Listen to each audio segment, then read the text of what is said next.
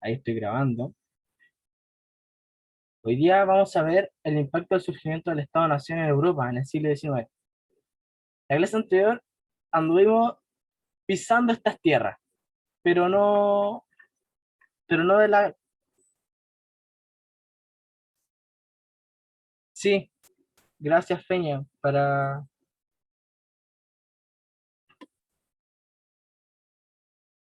Sí, ahí voy, chiquillos, voy a tratar de estar eh, con... admitiendo gente o Feña también, si me puede ayudar en ese, porfa, para... que las normas de la clase, chiquillos, la persona que tenga buena conectividad. Si quiere prender su cámara, es totalmente opcional. No, no me hago problema. Eh, al momento de dudas, sí, consultas, reflexiones, comentarios. En la palabra dejar su comentario para leerlo de forma ordenada. Si es que quiero utilizar el micrófono, decirlo de forma oral, anotar mano o palabra, yo le digo y tiene su minuto, su tiempo para hablar. O también puede usar la opción de Zoom, que es la manito, la cual nos indica a nosotros, a mí o a Feña, para dar palabras. El objetivo de la clase es comprender el proceso histórico de surgimiento de los estados nacionales, sus repercusiones en la historia en los diversos ámbitos, sea político, económico y social. Para comenzar, vemos la Revolución Francesa. La Revolución Francesa, entendiéndola esta como un proceso histórico que se vivió en Francia con la consigna libertad, igualdad y fraternidad. La Ilustración como movimiento histórico, filosófico e intelectual que abarca una serie de medidas, pero a rasgos generales y tema primordial fue un movimiento contestatario para el antiguo régimen. El antiguo régimen entendiéndose como el tema de cómo, cómo la constatación a una sociedad estamental. Disculpen, chiquillas, estoy un poquito nervioso por todo este tema de la conectividad. Me carga hacer un monólogo así, sin verlo a usted. Principales pensadores franceses, Rousseau, Montesquieu y Voltaire. Eh, ellos postulan tres cosas. La soberanía popular, lo que se hemos escuchado en la actualidad, trae estas revueltas, trae el estallido social que pasó en octubre, una época súper triste, en la cual todos nos vimos afectados, en la cual, ¿qué viene a decir esto? La soberanía del pueblo, que el pueblo haga valer su derecho, mayor representación de las autoridades, mayor representatividad a la hora de elegir una persona, elegir una persona de que nos gobierne, de que nos lleve a diferentes decisiones y que ella también las tome. Y también, a raíz de lo segundo, viene lo tercero, o sea, también hay una división de poderes. Eh, y como nosotros ya lo habíamos reflexionado, la sociedad francesa es una sociedad estamental, en la cual, eh, por ejemplo, Brandon, ¿usted se acuerda en qué consistía o qué personas estaban en el primer estado en esta pirámide social? Si nos pudiera decir.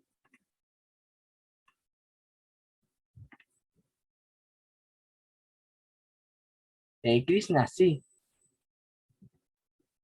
Oh, pero si es que no lo puede decir por micrófono, también por chat, no se preocupe.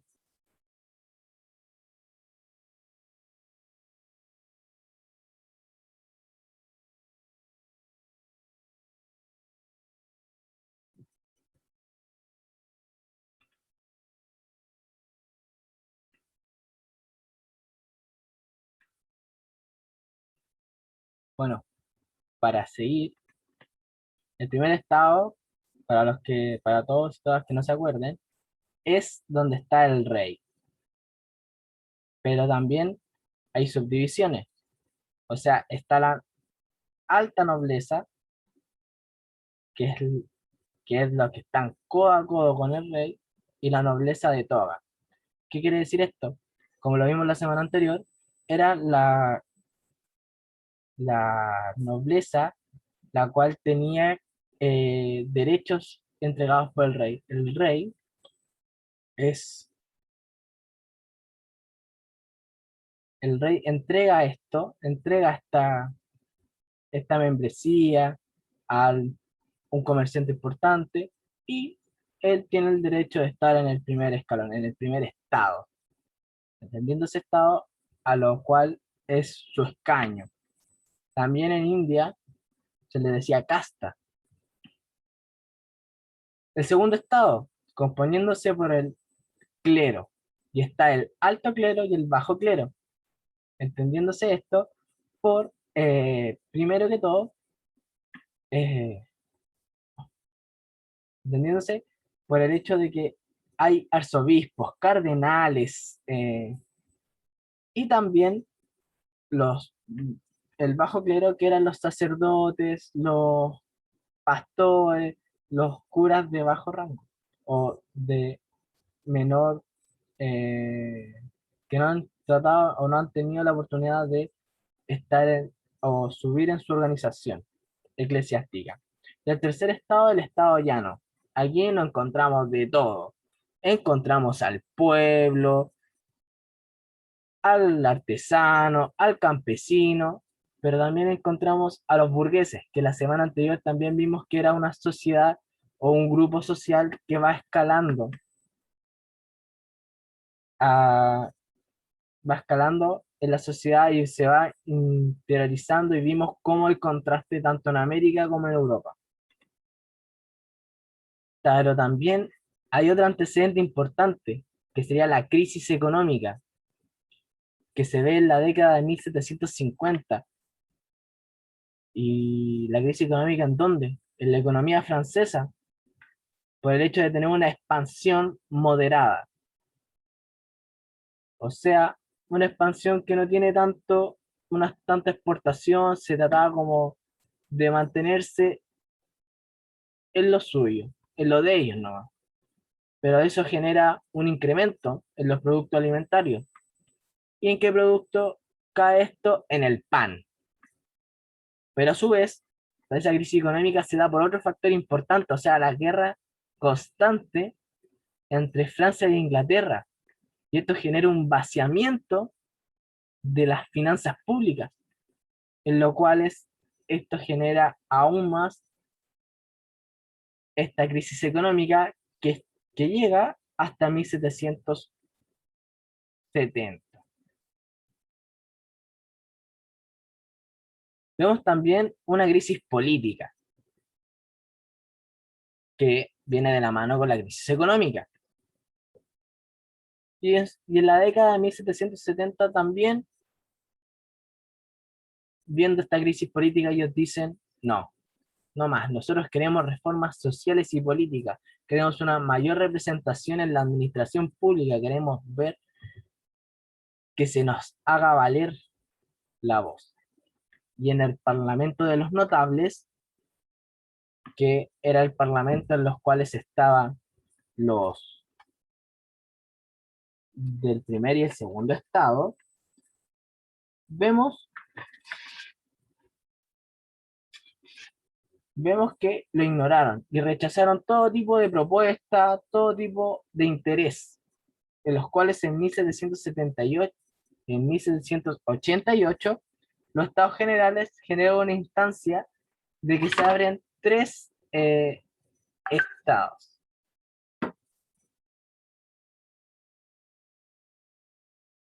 Eh, o sea, hay una facción que representa a los...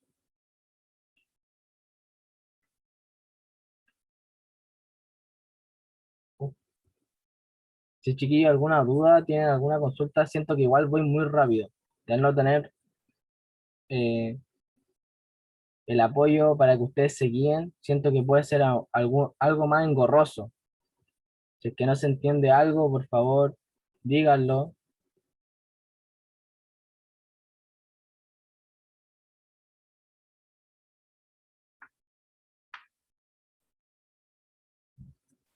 Ya, chiquillo.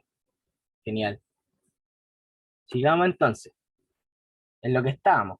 Los estados generales llegan a estos testamentos, los cuales siempre hay un escaño del rey o de los primeros grupos,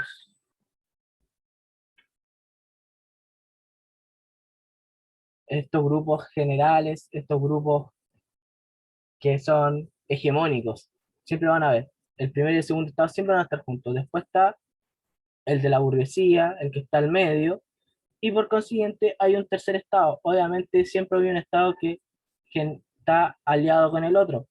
Pero pasa algo interesante, que el sistema de votación era por un sistema de orden, o sea, que cada estamento votaban, pero al ser que el tercer estamento tenía más personas, al ser por orden valía solamente un voto. Si ellos decían que sí, queda así. Si a la vez el otro decía que no, era no. Y los que eran poquitos también decían que no, no. Mayoría gana, voto por estamento. Luego se reunieron en el Palacio de Versalles el 5 de mayo de 1789, en los cuales el tercer estado rechaza esta votación por órdenes, rechaza esta votación por estamentos y dice, no, ahora quiero que la votación fuera por cabeza, decir que cada estamento votara por las cantidades de personas que ellos iban a la asamblea o iban a la reunión a la cual votaban. Y esta instancia se reconoció como la rebelión de los nobles,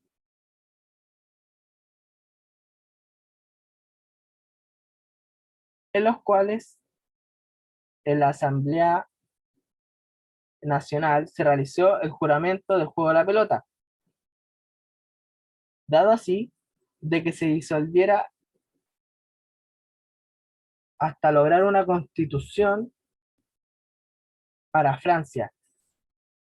Pero esto desarrolla un tipo de crisis en la cual,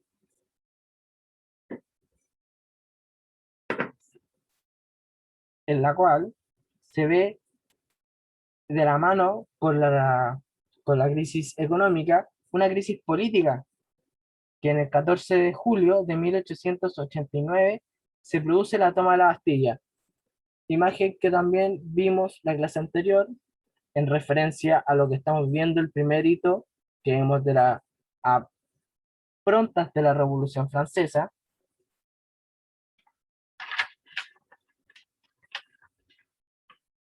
en los cuales pasamos a las etapas de la Revolución Francesa como tal. Primero hay una Asamblea Nacional Constituyente que va desde 1789 hasta 1791. Aquí hay algo súper interesante. Primero que todo, se abolen los derechos feudales. O sea, ya se acaba el vasallaje, se acaba este caballero, este señor que tiene tierras y no le va a tener que vasar las tierras a nadie. O sea, eso ya no existe. También está la Declaración de los Derechos del Hombre y el Ciudadano, un hecho súper importante, pero aquí se me, uh, revisamos el chat.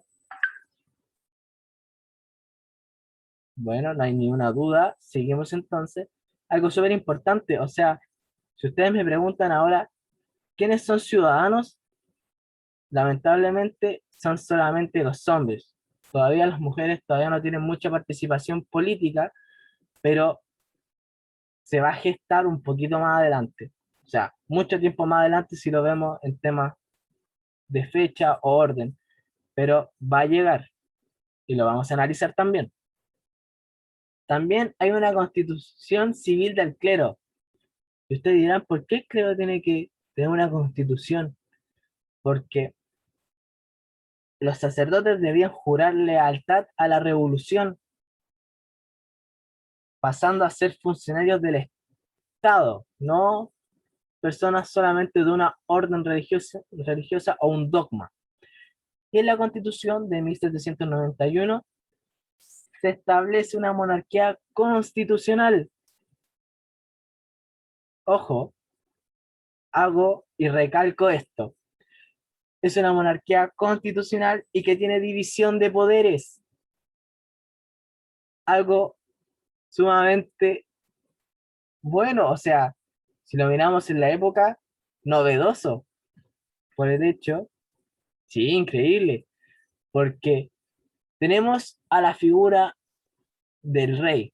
Como analizamos la semana pasada, este rey, Dios le baja el poder, pero él también decide, porque Dios le da el poder, dividir el poder que tiene y tener divisiones de poderes.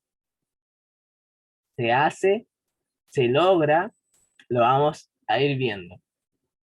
Pero también hay una asamblea legislativa, en los cuales en 1791 y en 1792 hay una expropiación de bienes del clero. Hay una deportación de los sacerdotes que se niegan a aceptar la constitución civil del clero. O sea, la persona que no está de acuerdo se le va, no participa. Así de simple.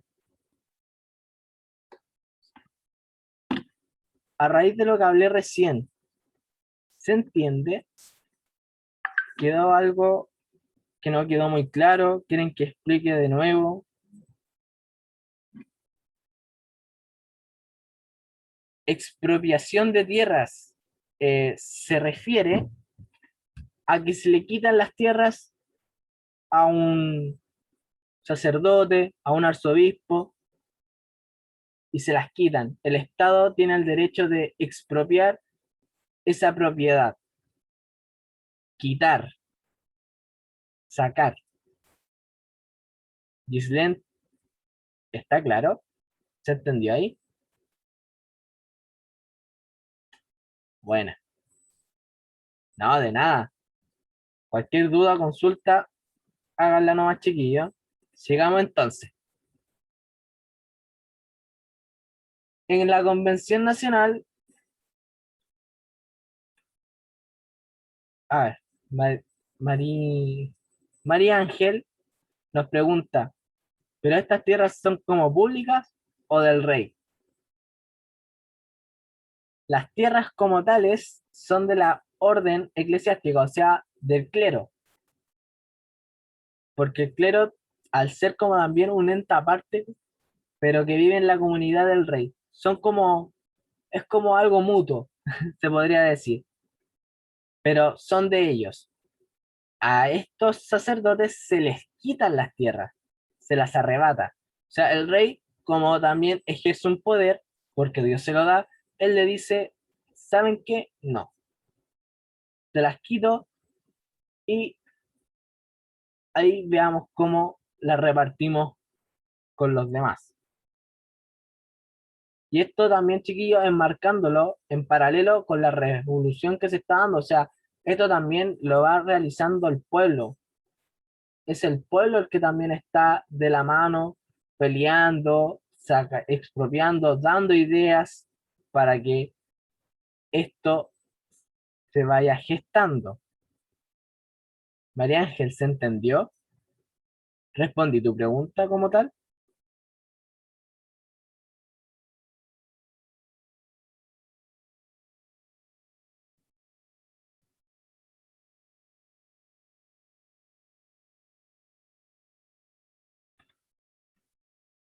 Bueno, seguimos. En la Convención Nacional de 1792 a 1795 estaban en la cabeza gobernando los girondinos, que se denominan este, esta dinastía a la Primera República. Lamentablemente, al rey o al último rey de los girondinos se le juró, se le hizo un juicio por traición a la patria. O sea, supuestamente a él se le enjuició algo súper grave.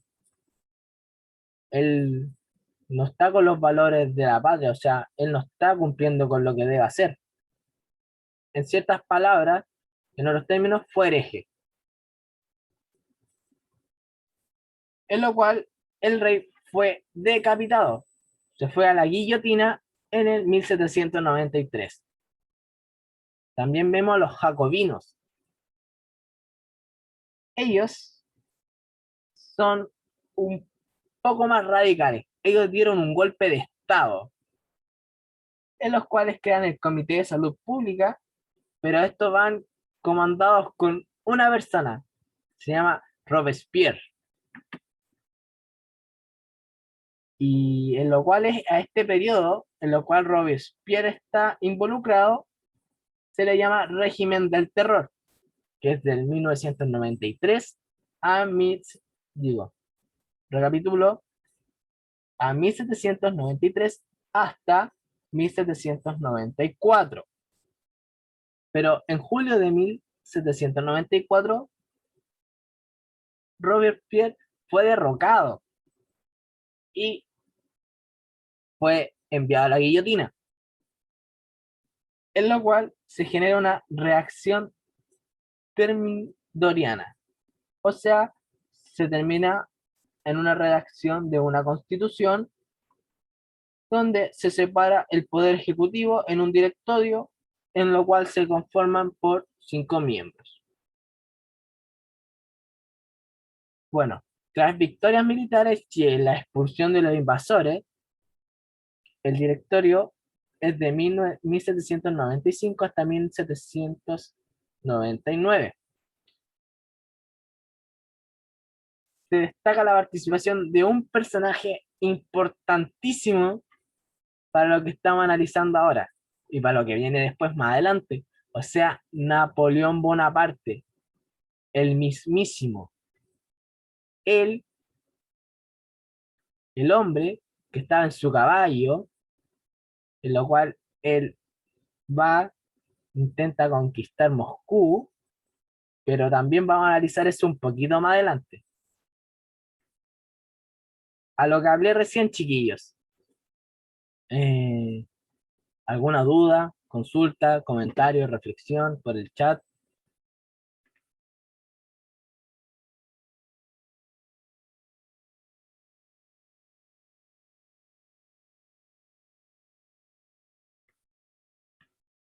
Bueno, el silencio otorga, a mí me dijeron en la U, así que voy a seguir. Las principales innovaciones políticas de la revolución. Principalmente tenemos la abolición del feudalismo, lo cual se mantiene por un decreto político y no mediante un proceso económico, como ocurre en la revolución industrial inglesa, porque es la revolución industrial la cual genera en Inglaterra la abolición del feudalismo. Como dije anteriormente, se abolen los procesos del vasallaje y de la servidumbre, lo cual esto sustenta aún más la estructura estamental francesa. Implicancias de la burguesía. Grupo social estudiado, las clases anteriores, en las cuales tenemos un carácter súper relevante, que eran dirigentes que provenían de profesionales liberales y la aristocracia nobiliaria. O sea, tenían un carácter liberal de las reformas sociales y políticas, las cuales generaban un interés en los sectores adinerados del tercer estado. Cabe decir que estas reformas constituyen un ideario de la burguesía, para los cuales ellos también estaban ahí participando, estaban redactando, estaban ideando un plan como de acción, estaban tratando de hacer surgir la política y también favoreciendo a su grupo que anteriormente no estaba tan, eh, ¿cómo decirlo? Para que suene bonito, que no estaba tan, con tantos privilegios, querían tener algo parejo para todos y todas. Reforma agraria. Este término me parece súper interesante que se vea desde ahora sí, para que vayamos como analizando las perspectivas. Después se van a acordar por qué. Al abolirse el feudalismo y la constitución civil del clero, permiten obviamente la expropiación de tierras, que estas fueron rematadas y fueron vendidas a la población. Vimos que se quitan tierras y quedan ahí en manos del rey. Gislén, la reforma del macetero, sí.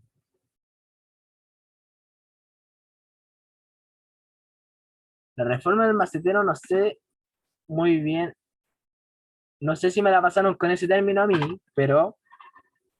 eh, pero si tiene que ver con lo mismo, o sea, puede ser una instancia anterior a lo que se vio acá en Chile, disculpen si me voy un poquito por la rama, con lo que pasó en los primeros inicios de esta reforma agraria acá en América, pero en la segunda parte del siglo XIX. No sé si va por ahí, Gislen, pero eh, esperemos que así sea.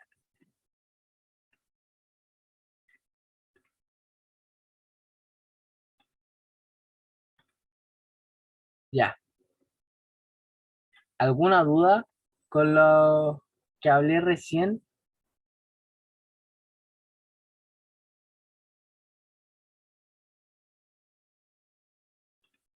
Ya, genial. Sigamos. Bueno, los avances políticos institucionales. Como bien nosotros tenemos como unas cosillas anteriormente mencionadas, hubo una división de poderes del Estado. O sea, ¿a qué se refiere esto? Es que hay un ejecutivo, un poder que gobierna, uno legislativo, uno que redacta las leyes, y por último tenemos otro, lo cual las pone en práctica. Dice, yo hago las sentencias con lo que ustedes redactan, en las cuales esto se rige en un parámetro. También hay una soberanía nacional. ¿A qué se refiere esto? A que el territorio nacional está totalmente ocupado por personas o por militares, los cuales hacen un asentamiento para mantener un poderío en el territorio. También hay una elección de representantes, que se da primero en la constitución que hablamos de 1791, que se establece un sufragio censitario. ¿A qué se quiere decir censitario? A que la persona puede votar, pero con ciertos requisitos. Generalmente se daba con tener una profesión, con, obviamente, eh, excluyendo a ciertas personas, se excluían a las mujeres, extranjeros. También había que tener posesión de tierras o tener algún título de nobleza. Pero en la Constitución de 1792 se ve un avance y se establece el sufragio universal masculino. Pero también hay un reconocimiento universal de todo esto y se gesta o se crea los derechos del hombre y del ciudadano. Después vamos a ver más adelante que se genera o se crea los derechos de la mujer o los derechos universales de la mujer que después esos van a convertirse en los derechos humanos. Pero eso es mucho más adelante, chiquillos. Falta un poquito falta igual un buen estrecho para eso, pero vamos por ahí. También se generan los primeros sectores políticos, donde la derecha era la aristocracia, que eran partidarios al rey y avalaban la monarquía moderada, o sea, de un carácter constitucional. También está el centro, eran republicanos moderados, pertenecían a la alta burguesía. Bueno, eran, eran partidarios de la revolución, sometida a las leyes, garantizaban la propiedad privada, uno de los ideales de la burguesía, la propiedad privada, el ocio. También eran gestores del capitalismo, lo que hablábamos la semana pasada. La izquierda,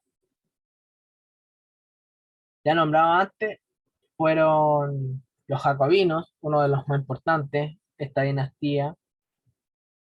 eh, Priorizaba la revolución en Francia y expandirla hacia el exterior. O sea, ellos querían que todo este pensamiento, toda esta revolución generada por el pueblo, por esta facción, se expandiera y llegara a otras partes, para que los demás vieran cómo se estaba gestando o se estaba creando esto.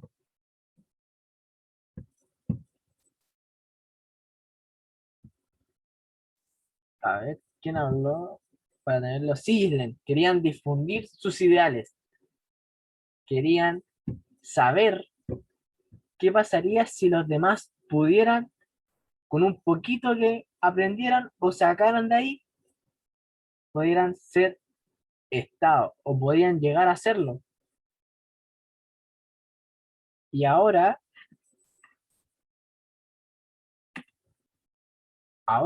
vamos a ver unos pequeños fragmentos. La persona que pudiera leer el primer artículo se le agradecería bastante. Pues mientras yo voy a leer el comienzo. Asamblea Nacional reconoce y declara en presencia del Ser Supremo y bajo sus auspicios los siguientes derechos del hombre y del ciudadano. Si alguien pudiera leer lo otro, la que tenga un buen internet, o lo sigo leyendo yo.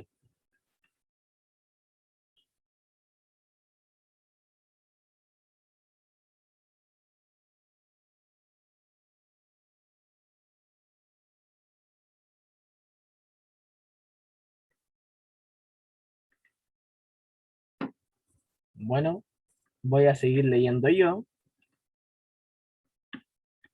Artículo 1. Los hombres nacen libres y pertenecen libres e iguales en derecho. Las distinciones sociales solo pueden fundarse en la utilidad común. Analizando el artículo 1, los hombres nacen libres y permanecen libres e iguales en derecho, o sea, igualdad. También hay una libertad en la cual no se hacen distinciones. El artículo 4 nos dice, la libertad consiste en poder hacer todo lo que no perjudica a los demás. Por ello, el ejercicio de los derechos naturales de cada hombre tan solo tiene como límite los que garanticen a los demás miembros de la sociedad el goce de estos mismos derechos. Tales límites tan solo pueden ser determinados por la ley.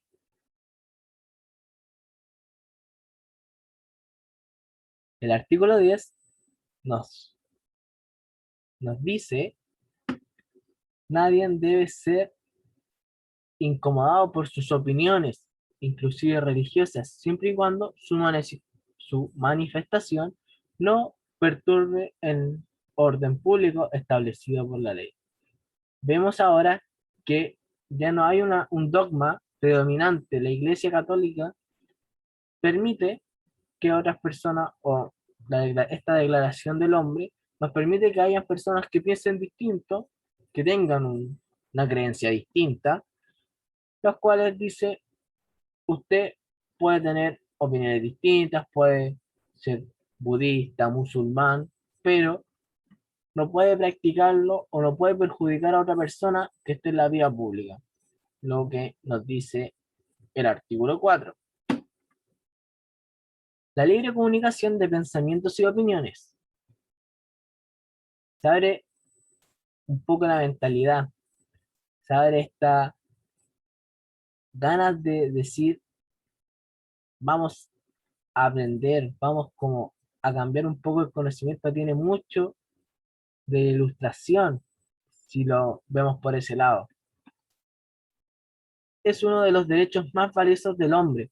Por consiguiente, cualquier ciudadano puede hablar, escribir e imprimir libremente, siempre y cuando responda del abuso de esta libertad en los casos determinados por la ley. O sea, yo como ciudadano puedo tener una libre comunicación de mis pensamientos y aparte mis opiniones pueden ser escuchadas. Puedo escribir e imprimir libremente mi opinión, lo que yo creo que para mí lo correcto, pero sin pasar a llevar o abusar de este artículo. No puedo mandar haciendo un análisis con lo de ahora, tener 1000 folletos, 1000 cosas, sacar 1000 periódicos. No, estoy abusando ese decreto. Y por último, tenemos el artículo 17. Por ser la propiedad un derecho inviolable y sagrado, nadie puede ser privado de ella, salvo cuando la necesidad pública legalmente comprobada lo exija de modo evidente y con la condición de haya una justa y previa indemnización. O sea, se avala la propiedad privada con un sustento de bien común, un concepto de propiedad. Los artículos hablan de, a ver, leyendo el comentario de Chilén, los artículos hablan de cómo el hombre tiene distintas libertades y a su vez debe respetar las libertades y opiniones del resto, como así también aquellas opiniones no deben afectar a otras personas ni sobrepasar el límite. Excelente, Dislen, sí, eso nos habla los diferentes artículos, la declaración en general, cabe destacar obviamente que yo extraje algunos artículos, estos no son todos, hay más. María Ángel nos dice, la libertad del hombre igual viene limitado por la ley. Sí, es que la libertad no puede sobrepasar la ley porque la ley es un marco los cuales nos expresa o nos dice lo cual nosotros tenemos que hacer o cómo lo debemos hacer.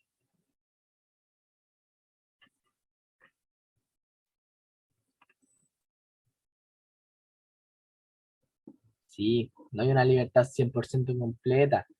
No hay, entendiéndose la libertad como un sujeto de yo sentirme libre sin sobrepasar a los demás. No mi libertad no los puede llevar a pasar a ustedes. Si ya quedó claro este ejercicio, un poquito de análisis, eh, sigamos.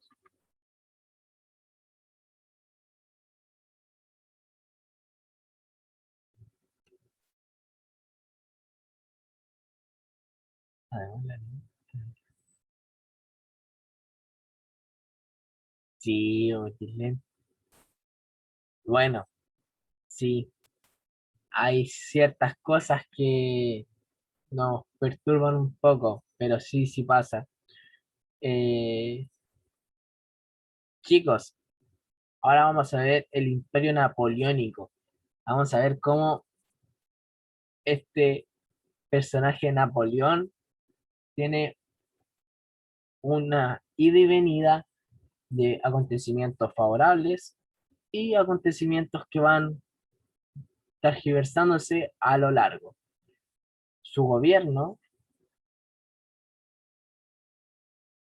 cae, sí, debe haber un equilibrio como tal con lo que de haber comentado anteriormente sobre la declaración, sí, hay un equilibrio y lo cual debe deben estar haciendo una retroalimentación antes de pasar a este punto.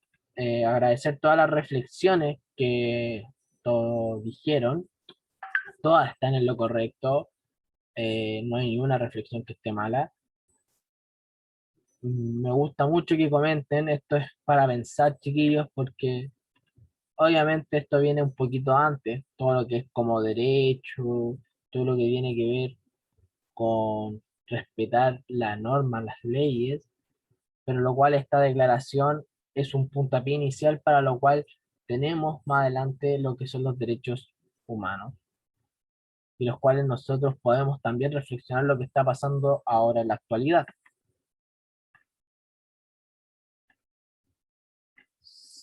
Cerrando esta pequeña actividad que me gustó mucho, pasamos al Imperio Napoleónico como tal, que su periodo desde 1799 hasta 1815, periodo bastante extenso. Primero está el consulado. Un consulado se viene a decir como al derribarse el directorio, o sea, a terminar el directorio en la revolución, se pasa a una especie, o se establece un consulado por tres miembros, o sea, estaba Bonaparte, Sieyes y Duco, los tres personajes o tres personas importantes en los cuales en 1799 se redacta una constitución en la cual Napoleón se vuelve el primer cónsul de Francia, o sea, la primera eh, principal autoridad en el país, pero sigue respetando la división de poderes, la soberanía popular y el sufragio universal, en la cual después en 1802 se establece a Napoleón como cónsul vitalicio. Vemos cómo esta figura del cónsul se va estableciendo de por vida. O sea, yo estoy acá con ustedes, yo me declaro cónsul vitalicio, o sea, yo y mis generaciones que vienen van a ser pertenecientes al poder. Ellos van a mandar después, ellos van a ser cónsules, los hijos de mis hijos van a seguir siendo cónsules, y va a tener este lazo sanguíneo,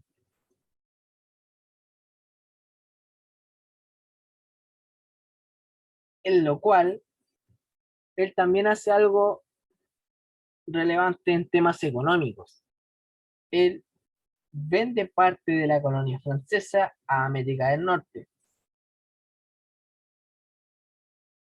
O sea,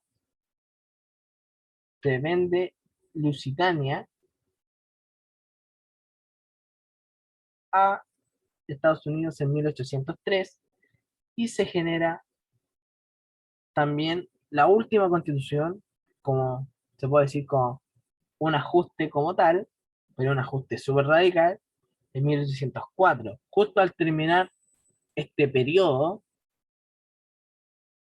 Napoleón ya no es cónsul, es emperador de Francia, con un carácter anteriormente visto, hereditario de su gobierno, o sea, sigue teniendo este lazo sanguíneo, en lo cual, al ser emperador, él, como tal, el padre, el Papa Pío VII, lo corona como mismo. La figura de Dios con esta norma de poderes como tal se ve súper relacionada por el hecho, como lo mencionaba anteriormente, Dios nos entrega el poder para nosotros eh, cuidar como reyes, como seguridad a la iglesia, porque Dios le entrega el poder al Papa para él entregárselo o para compartirlo con el rey y que sea su voluntad.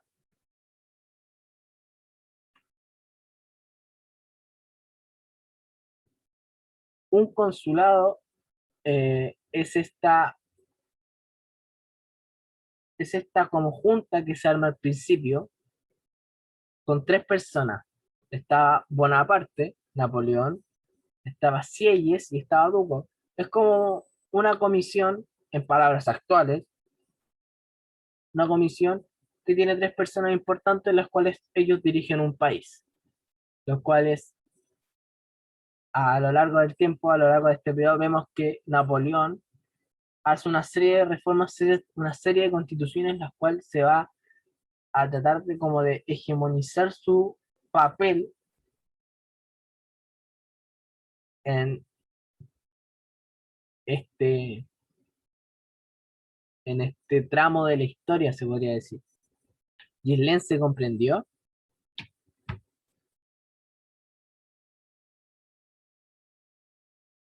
de nada. Bueno, vemos avanzando un poquito, que se me pasó a la diapositiva siguiente, el imperio como tal. Analizando el imperio donde se redacta el Código Civil, que rige desde 1804 hasta 1807. Este integraba 36 leyes que expresan las conquistas, la revolución de 1789, donde estaba la igualdad civil, el laicismo del Estado, o sea, tenemos un Estado laico, tenemos la libertad de conciencia, lo que habíamos hablado en la declaración anterior, tenemos la libertad del trabajo, el derecho a la propiedad sin trabas, o sea, hay como, por un principio, a la propiedad privada, tenemos igualdad de los hijos ante la herencia. Antes, si es que lo han hablado con el profesor Pablo, acá en Chile había un mayorazgo. ¿Alguien sabe lo que es el mayorazgo? Si se acuerdan un poquito, para hilar un poquito de conceptos. Si es que alguien lo sabe, abra su micrófono, diga, profe, yo lo sé. O escríbalo en el chat. ¿Alguna idea, lo que se les surja? Tírese a la piscina, arriesguese.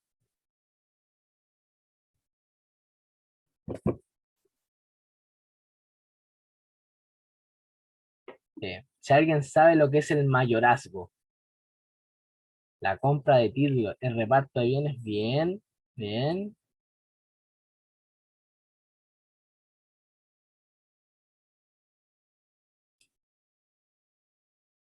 Bueno,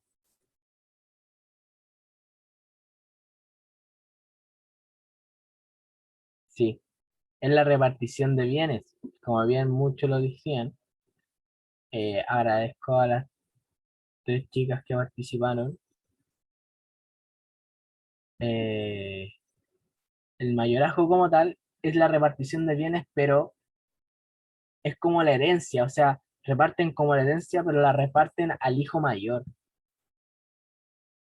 Sí, bien, bien, María Ángel, bien, exacto. El mayor se queda con la mayoría de las cosas, pero haciendo un contraste con lo que vemos en este Código Civil, ahora hay una igualdad de los hijos ante la herencia, o sea, tanto el mayor como el menor tienen que recibir lo mismo por partes iguales de el patrimonio familiar que ellos tengan. También vemos en el imperio que se crea la primera, o sea, no fue la primera, porque universidad, se crea la Universidad Imperial. No es la primera universidad porque anteriormente, en la época medieval, ya se están creando las primeras universidades. Como dato freak, la Universidad de Viendobona, la Universidad de, parece de que, de Milán, también fue una universidad importante en ese periodo.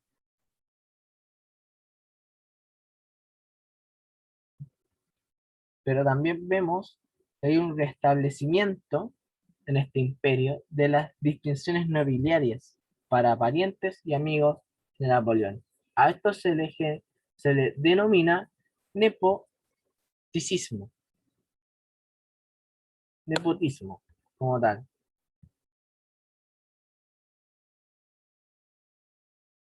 ¿Sí? Las universidades vienen de mucho tiempo atrás.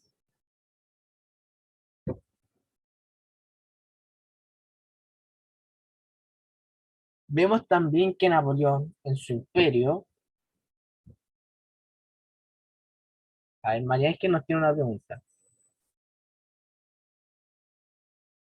¿Cómo igualdad de bienes también entre las mujeres? No, lamentablemente en este periodo la participación femenina no es como tal, o sea, se reparten solamente entre hijos la, la herencia, no se reparte entre las hijas que tenga la persona. Como dice la profesora Fernanda, la igualdad de las mujeres entra en el siglo XX.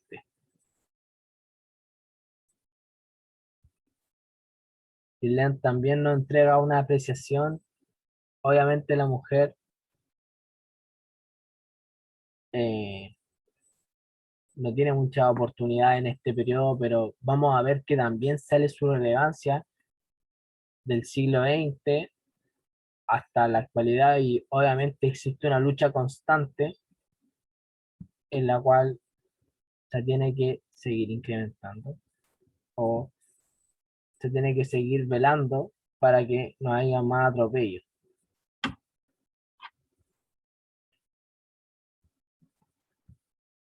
Siguiendo con el, con el imperio de Napoleón, imperio como tal, el imperio napoleónico, se genera en mayo de 1814.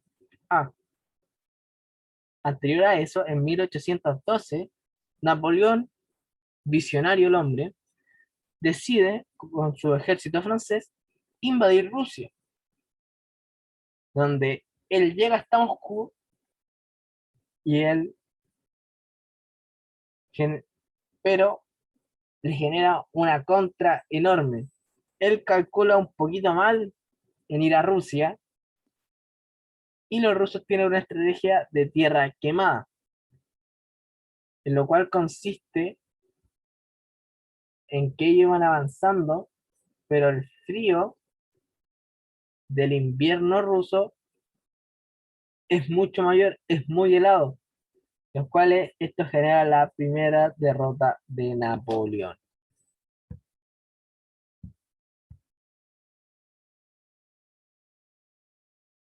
Así que sí, igual es como un poquito cómico de ir a atacar Rusia en invierno, o sea, como que ahora no lo vemos como con la tecnología de, oh, miro mi celu y reviso el clima.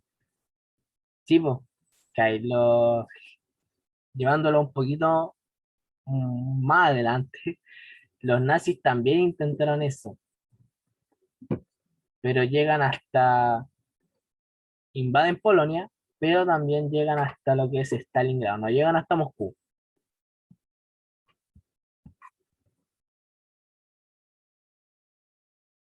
Siguiendo a eso,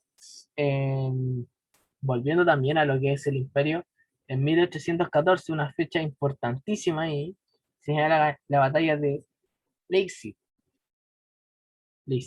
Leipzig, la cual se genera la batalla de las naciones. ¿Y por qué se apoda o se denomina ese nombre?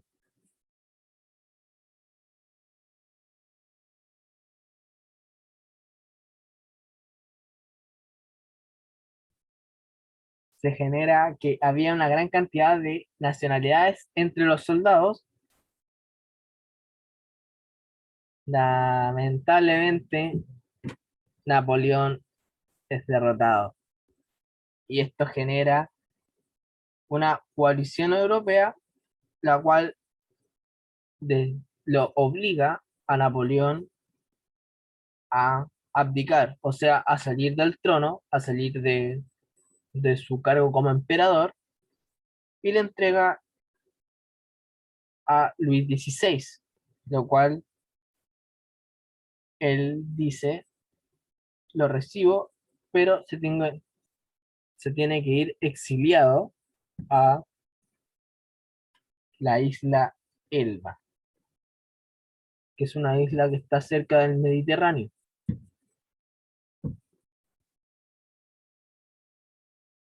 Sí, con esto María Ángel finaliza el imperio. Pero no, esto no se acaba todavía. Napoleón es un joven astuto, perspicaz. Oh, qué palabra tan viejita. Ya, pero sígueme de ahí. El, los 100 días. Esto hay un revuelo enorme. O sea, en 1815 Napoleón decide escaparse de la isla Elba y volvió a Francia, lo cual la gente le tenía aprecio, genera facciones y se arma una batalla, la batalla de Waterloo. Le voy a escribir en el chat cómo se escribe.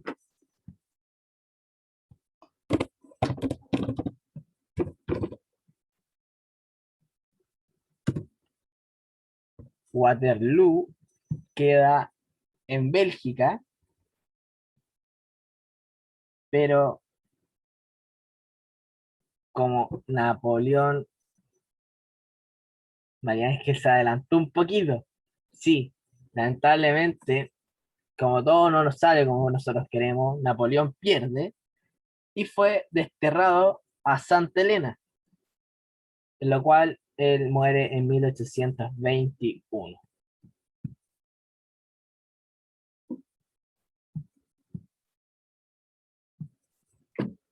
Profe, una duda es que tengo el internet un poco malo y me perdí como gran parte de la explicación. ¿Por qué solo habían llevado a la isla Elma? Ya, ¿quién habló? Para, Manerol.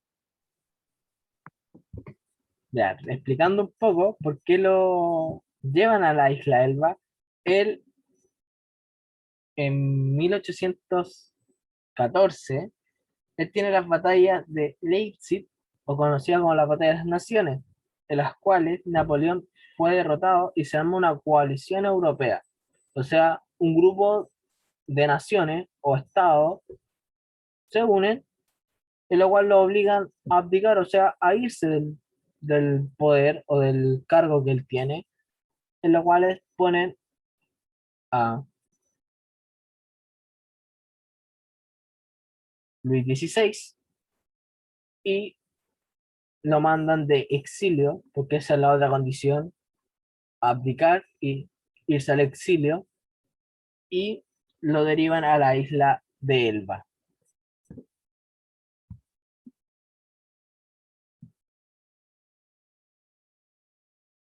Sí, María Ángel ya no tenía el poder que tenía antes, o sea, ya no era el gran Napoleón Bonaparte, tenía una serie de caídas, una serie de derrotas, ya estaba ahí. Era para salvarse y quedar como, oh, glorioso, me tomé el poder, o irse al exilio. En su último comentario nos dice, esto hace que vuelva el rey cuando termina así. Se restaura un gobierno, una monarquía absoluta, nuevamente con Luis XVI, que vemos que van a ser como un poco targiverso. Chicos, chicas, eh, antes de pasar a ver todo lo que es el gobierno de Napoleón, ver la revolución, lo que hizo, ver las guerras napoleónicas también, que son súper relevantes al proceso, para que esto no se vuelva tan latero y yo esté hablando todo el rato, nos pegamos una descansada de 10 minutos para estirar las piernas, ir a tomar un poco de agua, ir al baño, ¿les parece?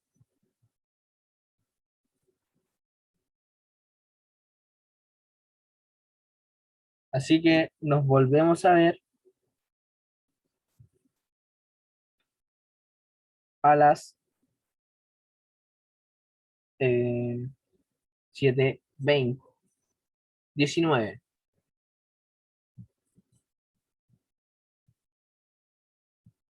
No, ahora esos chiquillos, chiquillos, chiquillos. Así que eso, voy a primero pausar la grabación. Voy a compartir el PPT y lo voy a colocar en la parte en la cual íbamos los gobiernos de Napoleón. Napoleón hizo una serie de medidas, puso fin o fue el último de los déspotas ilustrados. O sea, entendiéndose déspota ilustrado a todo para el pueblo, pero sin el pueblo. Muchas medidas que se hicieron en beneficio del rey o en beneficio del imperio como tal, de la nación, en la cual se moderniza el poder político y la administración del Estado con las finanzas de este. Se consolidan los primeros principios de la revolución como tal. Se genera la difusión de un código civil, el cual ya analizamos.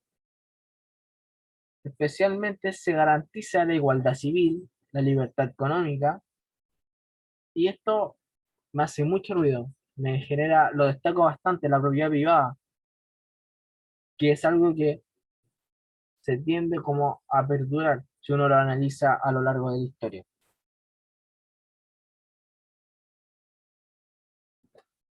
Enten- Chicos, no tienen, por lo que expliqué recién, ¿no hay alguna duda, consulta o se salió un poco la presentación?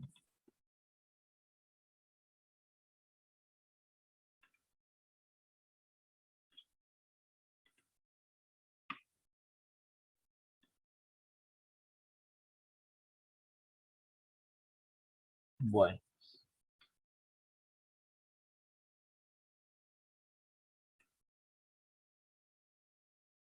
ya, bueno, sigamos entonces.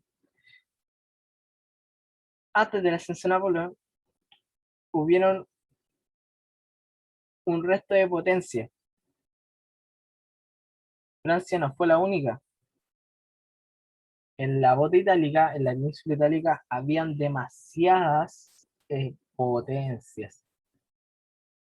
Para destacar una estaban los estados pontificios, que era la orden, o era el estado donde se concentraba el papado. Estaba el reino de Cerdeña, Sicilia, el imperio turco, comprendiéndose de la península de los Balcanes hasta lo que actualmente es Turquía. Cuando les envíe la presentación voy a enviar una serie de mapas para que vayan analizando y vayan comprendiendo un poco lo que estoy hablando ahora, para que no se quede como en estas palabras, ¿no? Vamos a completarlo con imágenes. En lo cual, estas guerras napoleónicas hacen un suceso que ponían en duda el antiguo régimen,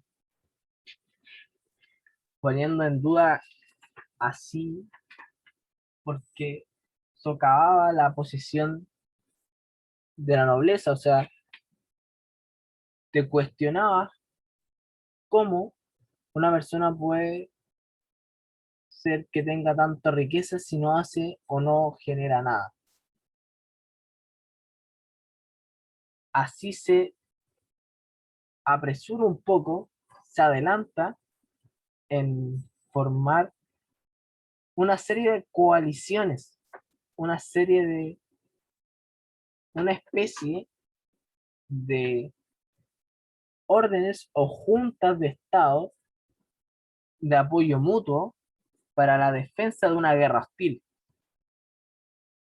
en lo cual Francia tiene que lidiar con estas coaliciones. Tuvo una primera contienda desde 1792 a 1797.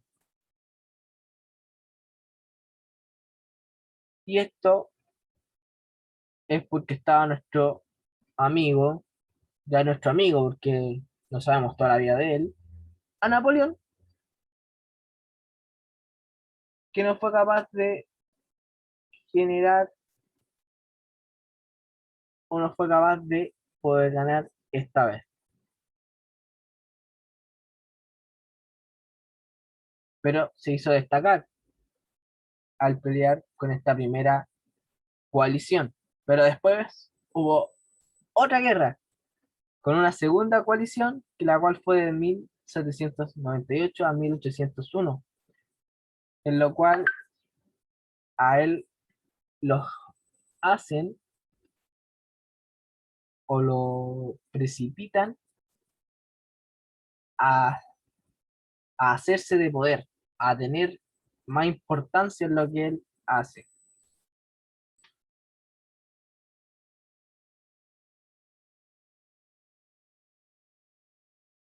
Pero estos conflictos de la Francia napoleónica como tal eh, tienen una, tienen una tercera hasta una séptima coalición a la cual están entre derrotas, pero las más importantes fueron la sexta, que fue en mil, fue la batalla de Leipzig, o la batalla de las naciones, la cual significa su primer exilio, y también fue la batalla, la séptima, fue la batalla de Waterloo, la cual nombramos hace un poquito de tiempo atrás, que fue en 1815, en lo cual significa el fin de la revolución como tal, la era de Napoleón, con la restauración monárquica, como lo habíamos mencionado, que llega Luis XVI a sentarse en el trono y se marca un Congreso de Viena, que se destacan o se generan los cambios que ya no tienen vuelta atrás, pero esto genera una serie de implicancias que las vamos a nombrar enseguida, pero antes de nombrar las consecuencias o implicancias que tuvo las guerras napoleónicas, eh, me gustaría saber si tienen dudas, si tienen algún comentario.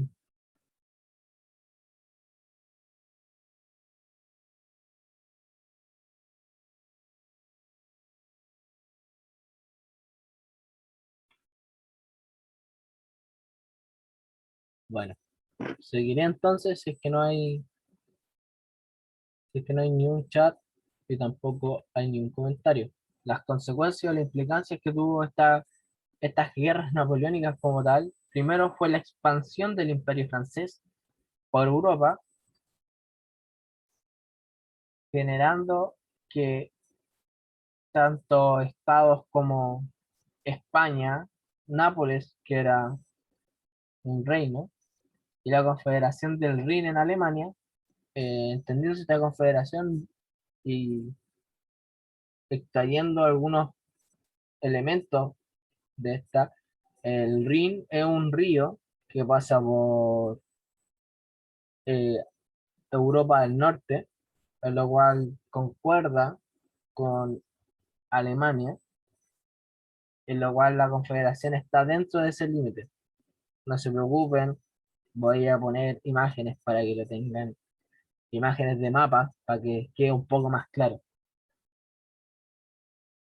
También se hace muy frecuente la organización de leyes o de constituciones.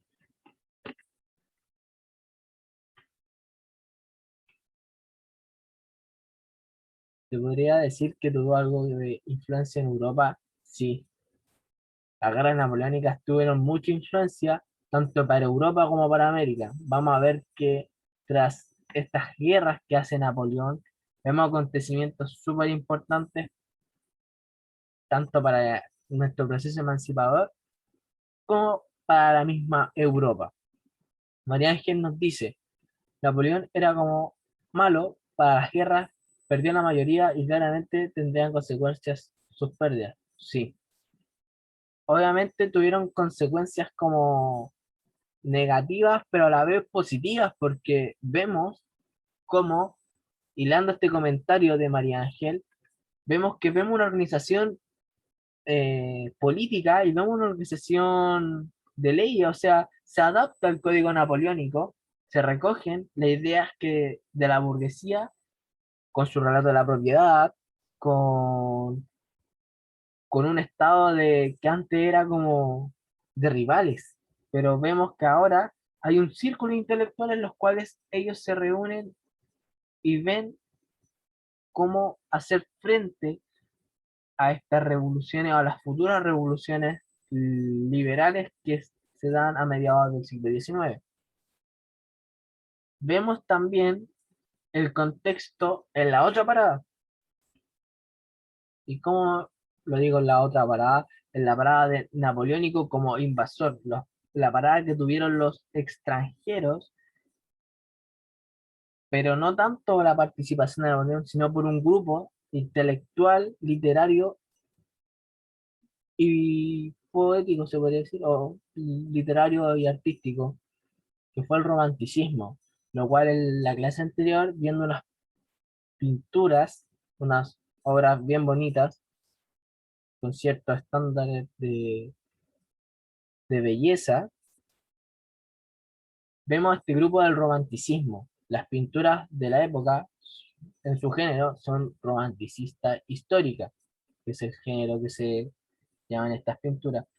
Pero analizando esto, no es tanto analizar la influencia que tuvo este grupo romántico, sino que tras eso se precipita el surgimiento de los nacionalismos, el afán de preservar lo propio, lo nacional, de sentirme, situándome en Napoleón, de citándome en francés, porque yo soy francés y yo defiendo mi patria, yo defiendo a Francia con todo, o si no, ¿para qué?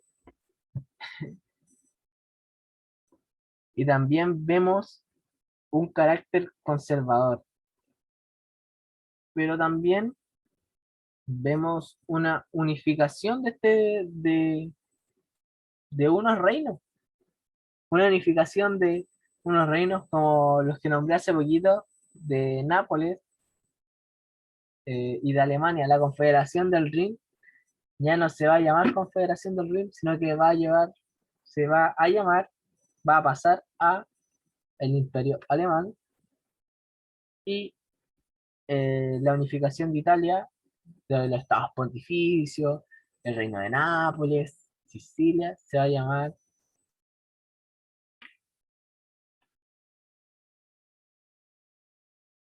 Imperio eh, Itálico. ¿A qué se refiere de carácter conservador? Sí, entendiéndose el carácter conservador, Gislen, como la idea de proteger lo mío, de conservar, de tener un gobierno centralizado, de, de tener un gobierno autoritario, de caer como en esta como poder hegemónico que se tenía en ese tiempo. A eso se refiere con un carácter conservador. Se puede decir, si tú lo llevas a la órbita de América, en lo que han visto con el profe Pablo hasta ahora, si es que han llegado a ver la organización de la República, con lo que se ve con los pipiolos, los pelucones, el bando conservador y sus ideales como grupo político son los que se deberían llevar ahora en estas consecuencias de las guerras napoleónicas o de este periodo en el cual nos estamos aproximando.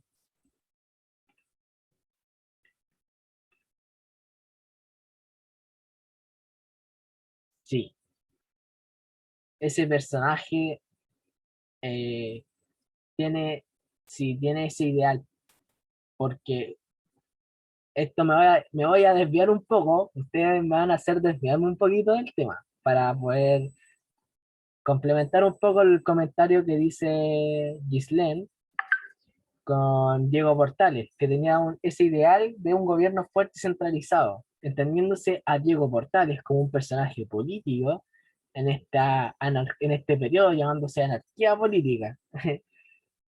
Llevándolo así, a un panorama porque él tenía un negocio, él era dueño del estanco, del tabaco y de los juegos de azar. Él era un comerciante, pero él en su carta, que se la manda a otro socio, que se llama Sea, él le explica su motivo, o sea, con una carta a un colega, pero esa carta como tal no tenía como un fin de amistad, sino que tenía un motivo de cómo a él, como persona, como negociante, tendría que hacer su gobierno, y con lo que dice Ghislaine es preciso. Él quería el orden, tenía que tener la casa ordenada. Y para eso, para tener su casa ordenada, la casa ordenada se refiere a esa metáfora, a tener el país ordenado, tenía que haber un ideal de un gobierno fuerte y centralizado. Y que la virtud, haciéndose a que los hombres tenían que generar la virtud y tenían que generar conocimiento, tenían que educarse al ciudadano para después llegar a un gobierno liberal. Ahí va a haber un poco de discrepancia, van a decir, pero ¿cómo? Pero entendiéndose que en este periodo en donde Chile, como tal, venía recién creándose, el analfabetismo estaba por las nubes. Obviamente, en la actualidad igual existe analfabetismo en bajo índice. Ahora se viene, según algunas revistas que he leído, se está tratando como de analfabetismo funcional. O sea, la gente sabe leer, pero no comprende lo que lee. Por eso estamos aquí para tratar de comprender y explicar. Si es que tienen alguna duda, consulta, tienen que hacérselo saber a nosotros y también a todo profe, si es que no entienden algo. Recomendación para todos y todas. Si es que se entendió mi apreciación, mi ida por América, que no lo hago siempre. No, de nada.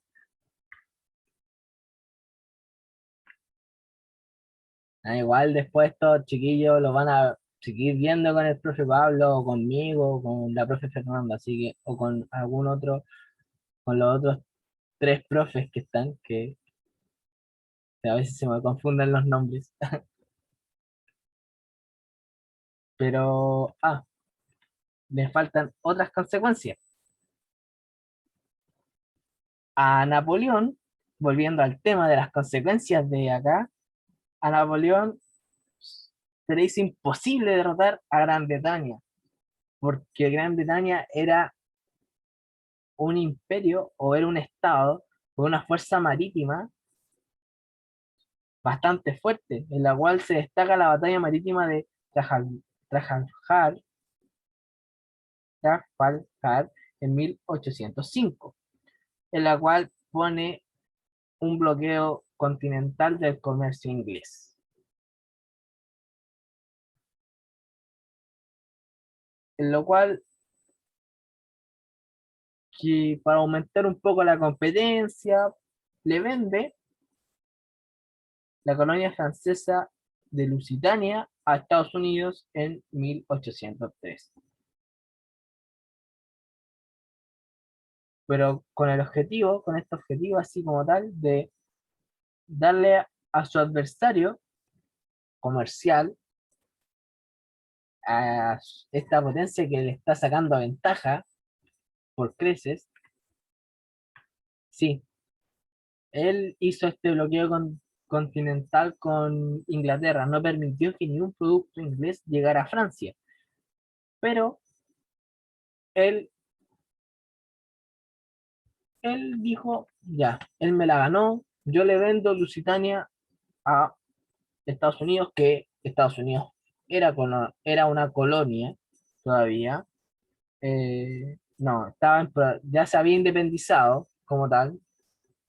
La declaración se firma en 1776, en un 4 de julio, pero seguían teniendo influencia con Gran Bretaña, tenían una gran aspereza. Ellos se logran independizar como tal pocos años después.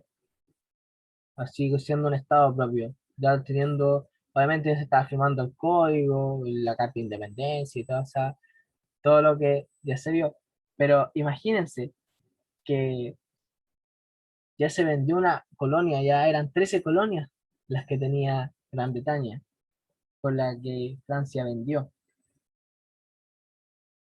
pero sin más ni menos, también dejó una intervención francesa en España, la cual dejó a las colonias americanas con una oportunidad única para lograr la independencia de España. O sea, él va a España y lo ataca. Capturan al rey en cuestión que estaba en el trono, si es que alguien se sabe el nombre, y lo pone en el chat, si es que ahí puedo dar una pista, empieza con F.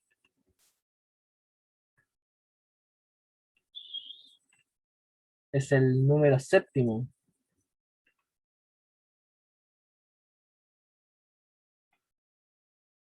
Islen, correcto. Fania, excelente, correcto. Fernando séptimo. Eh, y capturan a al rey Fernando séptimo y coloca a su hermano, José Bonaparte, lo cual en España hubo un descontento, pero este es el puntapié inicial, lo cual genera los procesos emancipadores que están en América.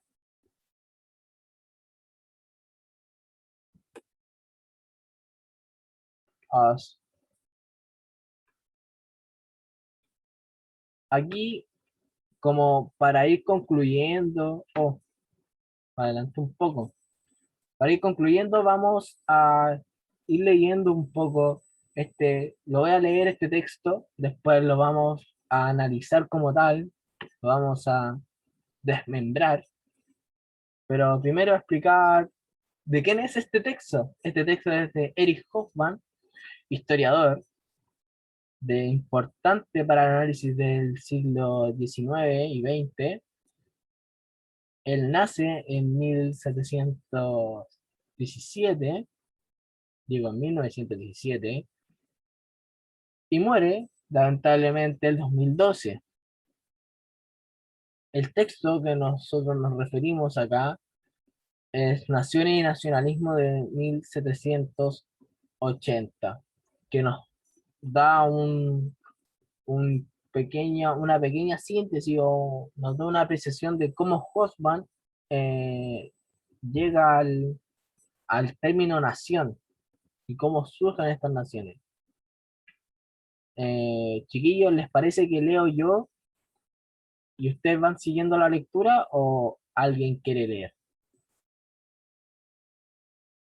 Si alguien dice yo, no tengo ningún problema. Dice yo, profe, yo puedo. En el chat, decir, tengo el micrófono bueno. Lo dejo a elección de ustedes. ¿Qué les parece?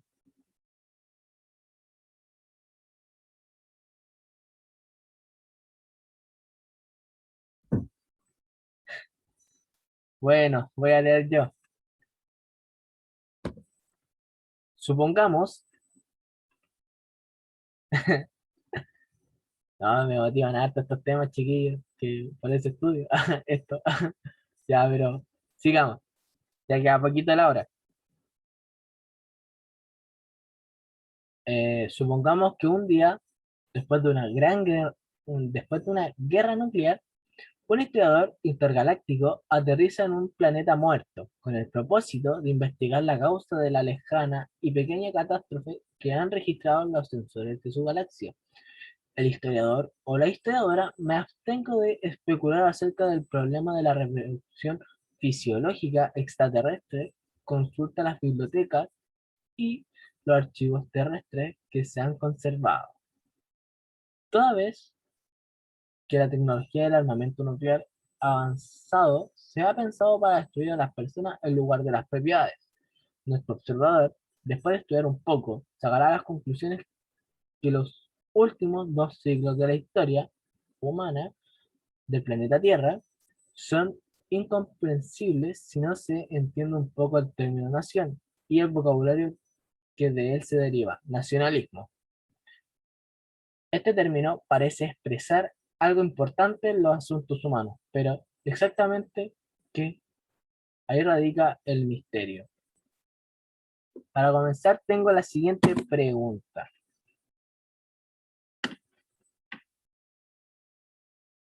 ¿Están de acuerdo con el supuesto que nos deja Hosman con la afirmación de la cita anterior? Eh, si es, por ejemplo, eh, Margarita Cárcamo, si nos pudieras eh, decir bajo tu postura si es que estás de acuerdo o no con lo que nos dice el historiador por chat o por micrófono,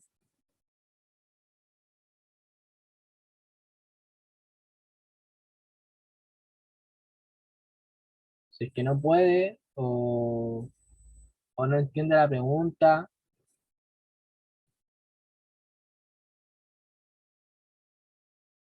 él se abstiene, o sea, él no se adelanta, o sea, no hace un prejuicio de valor, si se guarda su opinión.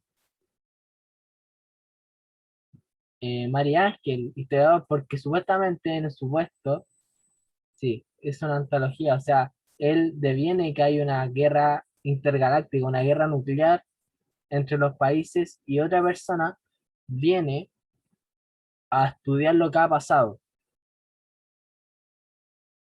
en lo cual se, él, con lo que él estudia en las bibliotecas terrestres, en los archivos que aún quedan, eh, se ve la historia desde la última perspectiva que se crean las bombas nucleares y todo.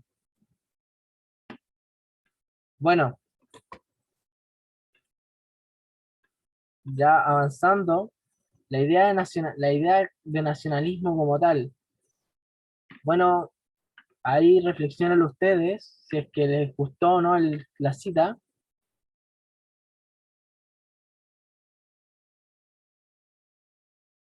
Margarita Gárcamo nos dice, creo que tiene razón con el hecho de que no se podría saber con certeza lo que sería la nación en ese término. Sí, yo concuerdo un poco con lo que dice Margarita, o sea, viendo la historia como algo para destruir a la raza humana, lo veo como algo temible, o sea, crear un artefacto para perjudicar a otra persona, en lo cual también se expresa la idea de nacionalismo, o sea, cómo ver a, a una persona diseñar un arma, tanto sea en una guerra o lo podemos analizar ahora con la contingencia nacional, o sea, crear, sacar estar analizando un virus y que porque somos humanos, tenemos errores, un defecto y estamos todos bajo una pandemia mundial. Y aquí me gustaría saber si es que alguno, para ir cerrando, eh, ¿qué procesos históricos se ven reflejados en la cita? Yo voy a decir uno,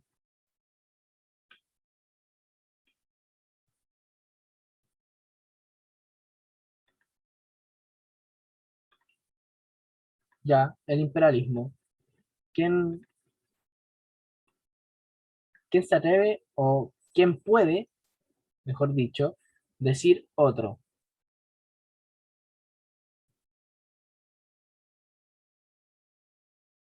Hablaron de las guerras, de las bombas nucleares,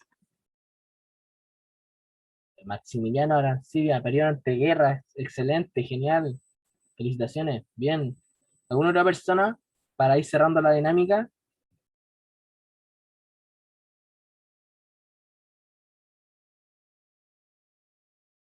que quiera decir hablamos de guerras,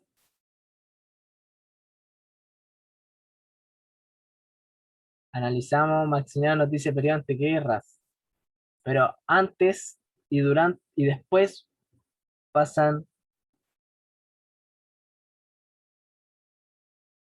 otras guerras, pasan dos guerras importantes. Así que si Ghislaine, Anerón nos dice creación del armamento nuclear, las guerras mundiales, excelentes, felicitaciones chiquillos. Muy bien. Ahora, terminando con esto y finalizando como tal, les dejo cómo se ve esto en la actualidad, cómo se ve el Estado. Hay estados en los cuales se reconoce a muchos pueblos en su interior, en lo cual esto se ve representado en un vecino que tenemos nosotros acá, Bolivia.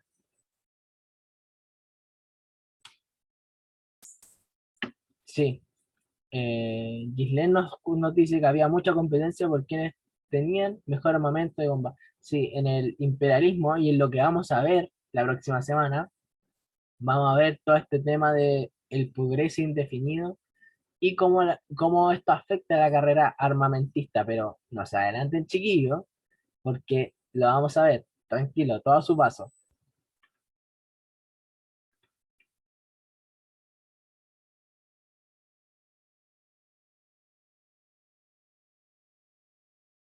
Eh, ya concluyendo, vemos que acá el primer tema que tenemos acá en la actualidad, que hay un estado que reconoce muchos pueblos, o sea, Bolivia se reconoce como un estado plurinacional, o sea, él reconoce una diversidad étnica entre todos los pueblos.